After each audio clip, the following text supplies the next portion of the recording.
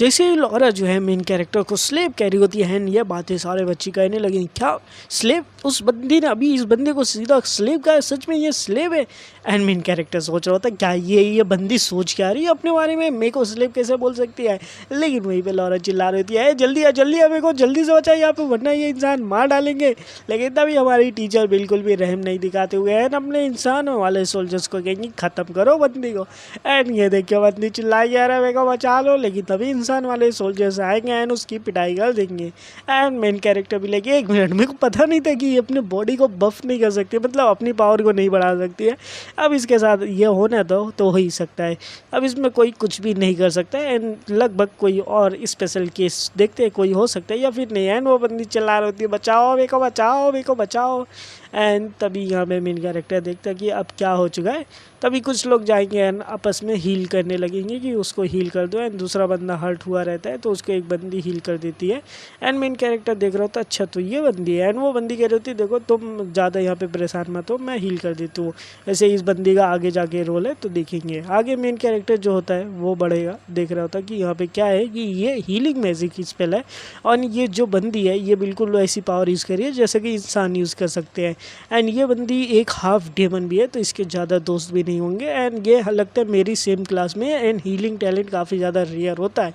And सोच रहा होता है इस बंदी का मेरे को नाम तो जानना पड़ेगा, क्योंकि अगर मेरे को इससे कनेक्ट होना है, क्योंकि मेरे को शायद से अप्रोच करना चाहिए इसको और अपने टीम में बुला लेना चाहिए। लेकिन तभी यहाँ टीचर कहेंगे कि कैडेट एडल तुम सुन रहे हो, यहाँ पे देखो यहाँ पे जो टेस्ट है वो ओवर हो चुका है। एंड यहाँ पे सब लोगों के साथ लड़के अच्छा लगा एंड तुम ही यहाँ पे पास हो चुके हो। एंड तभी मेन कैरेक्टर सोचा था अब मेरे को टीचर के पास जाना पड़ेगा, बुला रही है। एंड बाकी टाइमिंग काफ़ी ज़्यादा बुरी है, बाद में देख लूँगा। तो मेन कैरेक्टर जाता है लोरा के ऊपर आया ना, उसके अपने उंगलियों से उसके माथे के ऊपर मारा तो कह रही थी मतलब किसी भी काम की निकम्मी कहेगी बच्ची। एंड वही पे लोरा कह रही थी नहीं मेरे को निकम्मी नहीं है। एंड तभी मेन कैरेक्टर कह रहा था अब उठ जाओ सब कुछ खत्म हो चुका है। वो रोते हुए उठ रही थी, कह रही थी तुमने सब कुछ देखा क्या। मेन कैरेक्टर भी लाइक मैंने क्या देखा यहाँ पे। एंड लोरा कह रही थी ऐसा मत करो कहीं कि तुम मेरे स्लेव हो। एंड मेन कैरेक्टर लिखो ओ भाई कौन मालिक ऐसा होता है जो स्लेव से भी कमज़ोर होता है। लोरा भी लाइक अरे देखो आप ज़्यादा मॉकिंग करना बंद करो, मतलब मजाक मत उड़ाओ यहाँ पे। तभी टीचर तालियां बजाएंगे कि सारे बच्चे यहाँ पे इकट्ठा हो जाओ, मेरे को कुछ बातें करनी है। देखो मेरे को तुम लोगों से कुछ एक्सपेक्टेशन थी, लेकिन जो रिजल्ट आए वो बिल्कुल एक्सपेक्टेड थे। मेरे को पता ही था तुम सभी के सभी हारे होगे, लेकिन तुम लोगों ने अच्छा काम किया। ये तुम्हारा पहला लेसन था। यहाँ पे सबसे बड़ी बात होती है एक्सपीरियंस गेन करना। तुमने एक्सपीरियंस पा लिया, अब तुम्हें पता होगा कि तुम कहाँ पे खड़े होते पूरे क्लास के अंदर, तुम्हारी यहाँ पे क्या मिस्टेक थी, तुमने क्या क्या गलतियाँ की है एंड तुम्हारी यहाँ पे लिमिट्स क्या है, ये सब कुछ जान लियो। अब ये सब कुछ तुम्हें फ्यूचर में काम करेगी, जो कि तुम्हें सपोर्ट करेंगे एंड एक दूसरे का साथी बनने में मदद करेंगे। तुम्हें जो कमी है वो दूसरे से तुम ले सकते हो एंड तुम्हें जो ज़्यादा है वो दूसरे को दे सकते हो। एंड इसी तरीके से तुम एक बैटल फील्ड के अंदर एक बेटर डुओ बना सकते हो। एंड इसी के साथ जो है इंपीरियल जो ह्यूमन एकेडमी है, इंपीरियल के जो स्टूडेंट है वो भी अपने अलग अलग एबिलिटी पे काम करते हैं, लेकिन इन द फाइनल में एक साथ काम करते हैं। तो इस तरीके से शैतान में भी होगा प्लेसमेंट, सब लोगों का रैंडम प्लेसमेंट होगा, लेकिन तुम्हें मिल के अपना काम करना पड़ेगा जिस तरीके से मैंने बोला है। एंड इसी के साथ बोलेंगे कि यहाँ पे बस एक ही बंदा पास हुआ है जो कि अपना एडल हुआ है एंड कोई भी नहीं हुआ है। एंड इसी के साथ कह रही होती कि अब मैं यहाँ पे देखती हूँ कि तुम लोगों का जो प्रोग्रेस है इन द फ्यूचर कैसा होता है। तुम लोगों ने आज बहुत अच्छा काम किया। मेन कैरेक्टर थैंक यू कहता है टीचर हमने बहुत अच्छा काम किया। वहीं सारे बच्चे घूर के देख रहे होते ये बंदा साला टॉप करेगा, हम सारे हार गए। एंड तब टीचर कहेंगे अब तुम लोग अपने अपनी क्लास में वापस चले जाओ, नेक्स्ट तुम्हारा क्लास होने वाला है। मेन कैरेक्टर कह रहे हो तो सच में ये बंदी ने मेरे को सच में प्रेस किया है, ज़रूर से कुछ तो गड़बड़ है। मेरे को क्यों ऐसा लग रहा है मेरे पीछे किसी की जल रही है, एंड पीछे भाई हमारा सैमुअल की जल रही होती, काफ़ी गुस्से में देख रहा होता है। एंड मेन कैरेक्टर सोच रहा होता है कि ये जो बंदा है हमेशा से मेरे साथ फाइट करने का सोच रहा होता है। एक दूसरी बंदी है जो मेरे को अपना स्लेव बनाना चाहती है। पता नहीं इस प्लेस के अंदर मैं कैसे जीने वाला हूँ। वहीं हमें दूसरा सेक्शन दिखाया जाएगा, यानी कि क्लासरूम ही दिखाया जाएगा वापस से, जहाँ पे बताया जाएगा यहाँ पे इंस्ट्रक्टर आइडिया के बाद दूसरे क्लास यहाँ पे लगातार चल रहे होते हैं। जैसे दिन में हमारे 6 पीरियड चल रहे होते हैं।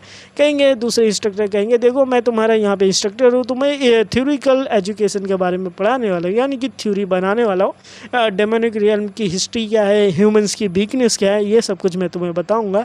एंड तुम्हें ये भी बताऊँगा अपने फर्स्ट डेमन किंग के बारे में। एंड इसी के साथ बताएंगे कि हमारे हमारी बॉडी जो है बिल्कुल सिमिलर होती है इंसानों की तरह। एंड मेन कैरेक्टर भाई पीछे बैठा सोच रहा होता है ये क्या है, डेमन्स के बारे में पढ़ने मेरे सर में दर्द होने लगा। ऐसी चीज़ें काफ़ी ज़्यादा बुरी होती है, लेकिन सर कहेंगे बेटा ये याद कर लो, तुम्हारे क्यूज़ के अंदर यही सारे क्वेश्चन पूछे जाएंगे एंड ये काफ़ी ज़्यादा इंपॉर्टेंट लेसन है, तो तुम सभी को ये याद करके आना पड़ेगा। एंड इसी के साथ आज की क्लास ख़त्म हो जाती है। एंड मेन कैरेक्टर भी लगी यार क्या खतरनाक टीचर है वे, मतलब ऐसे स्कूल जाना एंड रात को आना और थके आ रहे यार, मेरे को स्कूल करने का बिल्कुल भी नहीं मन है। और पहला ही दिन है कॉलेज का एंड मेरे को ऐसा लग रहा है कि मैं भाई हार चुका हूँ, मैं नहीं पढ़ सकता यहाँ पे। एंड तभी बाकी बच्चों को देखेगा जो कि थोड़ा रेस्ट कर रहे थे, ये थोड़ा सा ब्रेक का टाइम है। एंड वहीं हमारा मेन कैरेक्टर कह रहा था क्या स्कूल है भाई, मेरे को कोई भी दोस्त नहीं है इस कॉलेज के अंदर, बिल्कुल जैसे पहले था, यानी पृथ्वी के ऊपर कोई दोस्त मेरा नहीं था। तो ये मेन कैरेक्टर की नज़र उस बंदी के ऊपर पड़ती है, यानी पिंक हेयर वाली। एंड कह रहा होता है ओह 1 मिनट, ये बंदी तो हमारे ही क्लास की है, तो वो जिसको मैंने पहले मिला था, तो क्यों ना जाके उससे थोड़ी सी बात कर ली जाए। एंड मेन कैरेक्टर आगे बढ़ता है एंड जाता है उस बंदी के पास, वो भी अकेले ही बैठी रहती है। मेन कैरेक्टर उठ के जाएगा कि देखते हैं उस बंदी से बात करके कि क्या कोई दोस्त बन सकती है या फिर नहीं बन सकती है।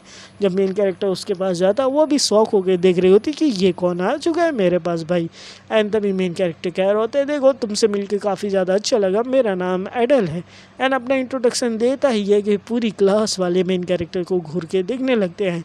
एंड मेन कैरेक्टर भी चल क्या रहा है भाई, यहाँ पे पूरी क्लास के लोग जो है मेरी तरफ ही देख रहे, लग रहा है जरूर से कुछ गड़बड़ है। एंड कह रहा होता है कि ऐसा लग रहा है कि ये सब के सब मेरे को अपना दुश्मनी बनाने वाले, मैंने कौन सा कांड कर दिया है। वहीं पिंक बाल वाली लड़की कह रही थी अच्छा लगा आपसे मिलके, काफ़ी ज़्यादा अच्छा लगा। अब मेन कैरेक्टर सोचा था अगर देखा जाए तो हम दोनों यहाँ पे हाफ डेमन है एंड हाफ डेमन एक दूसरे में बाउंड बना रहे, तो शायद ये अच्छा नहीं लग रहा होगा। एंड ये बंदी भी काफ़ी ज़्यादा अनकम्फर्टेबल है, तो इससे कन्वर्सेशन के लिए बाद में बात करेंगे। तो मेन कैरेक्टर कह देता है कि देखो मैं बाद में बात करूँगा, तो अभी के लिए बाय बाय। तो वो बंदी भी कह रहे थे goodbye. And main character यहाँ से चला जाता है, सोचता है रेस्ट रूम में चला जाऊँ ताकि मैं थोड़ा सा लोनलीनेस ख़त्म हो चुके, वरना क्लास का माहौल जो है काफ़ी ज़्यादा टेंस लग रहा है। एंड जैसे ही मेन कैरेक्टर दरवाजे पे जाके दरवाज़ा खोलता है, ये सामने होता है अपना सैमुअल। एंड ये देख के मेन कैरेक्टर भी लाइक क्या गलत टाइमिंग है भाई, मैंने यहाँ पे दरवाज़ा खोला ही एंड मेरे सामने सबसे बड़ी मुसीबत यहाँ पे आ चुकी है। एंड तभी वहाँ पे जो सैमुअल होता है वह कह रहा होता है कि तू फिर से मेरे सामने यहाँ पे आ चुका है।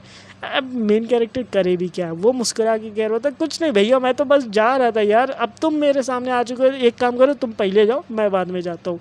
एंड यहाँ पे सैमुअल बगल से गुजरते हुए कह रहा था ये छोटे मोटे क्रीचर्स जो कि हाफ डीमन है, लो लेवल के क्रीचर्स, पता नहीं क्लास में कैसे आ जाते हैं। अब मेन कैरेक्टर को आ जाता है गुस्सा, कह रहा था इस बंदे की आज ही यहाँ पे ख़त्म कर दूँ क्या। एंड बोल ही देता है तुम्हारी फैमिली काफ़ी ज़्यादा बढ़िया होंगी ना। एंड ये देख के सैमुअल की जल जाती कि मतलब कहना क्या चाहता है भाई तू। तभी मेन कैरेक्टर कह रहा था बिल्कुल तुम्हारी मतलब फैमिली कितनी ज़्यादा बढ़िया होगी क्योंकि उन्होंने एक गार्बेज को प्रोड्यूस किया है ना, ऐसा गार्बेज जो कि बोल भी सकता है चल भी सकता है बिल्कुल तुम्हारी तरह। एंड ये देख के सैमुअल की तो दही जल जाती है एंड कह रही थी कि तुम्हारे घटिया मुँह से ये बातें अच्छी नहीं लगती है, आज सामने आ जा, मैं तेरे को यहाँ पे पीसेस के अंदर तोड़ दूंगा। एंड मेन कैरेक्टर कह रहा था बिल्कुल बाल्डन की तरह जो है ये भी पूरी तरीके से हेट्रेड एंड हॉस्टिलिटी मेरे खिलाफ दिखा रहा है, ये काफ़ी ज़्यादा बढ़िया है, लेकिन ये बंदा जो मेरे रास्ते में या मेरे प्लान के बीच में आया, मेरे को ख़त्म करना ही पड़ेगा इन द फ्यूचर, तो क्यों ना अभी ख़त्म कर देते हैं। यहाँ पे अपना सैमुअल भी अपनी पावर यूज़ करने लगता है, मेन कैरेक्टर भी अपना पावर यूज़ करने लगता है। कह रहा था बस एक ही मैजिक के अंदर इसका मैं एक हाथ ही उड़ा देता हूँ अपनी ट्रांसफ़र एबिलिटी यूज़ करके। तभी हमारे टीचर आ जाएंगे, कहेंगे बेटा लो ख़त्म करो, ये क्या कर रहे हो, लड़ाई कर रहे हो लेक्चर के बीच में। एंड मेन कैरेक्टर भी ये कब आ गए यहाँ पे। एंड तभी टीचर कहेंगे देखो मैं क्लास स्टार्ट करने जा रहा हूँ, तो इसलिए तुम दोनों अपनी अपनी सीटें ले जाओ एंड शांति के साथ बैठ जाओ।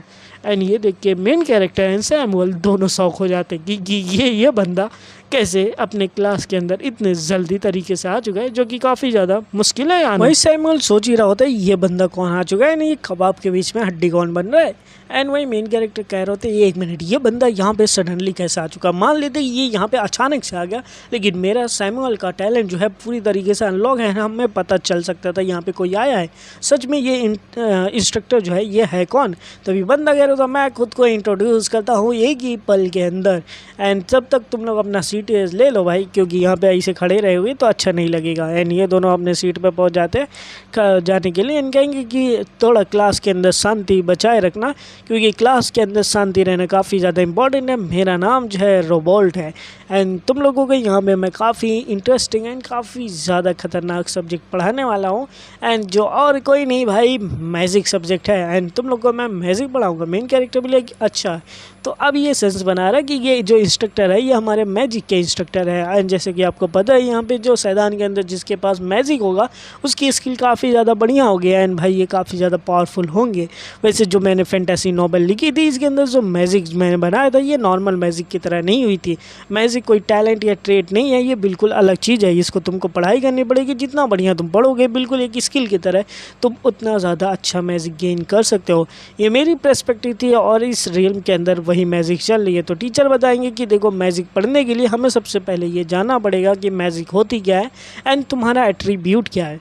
एट्रीब्यूट के हिसाब से तुम मैजिक को अपने हिसाब से यूज़ कर सकते हो। यहाँ पे कोर एलिमेंट जो मोस्टली अर्थ, वाटर, फायर, विंड होते हैं, ये 4 बेसिक एलिमेंट है और डार्कनेस और लाइट जो है ये अलग एलिमेंट है। तो कुल मिला जुला के 6 एट्रीब्यूट हो सकते हैं एक इंसान के अंदर।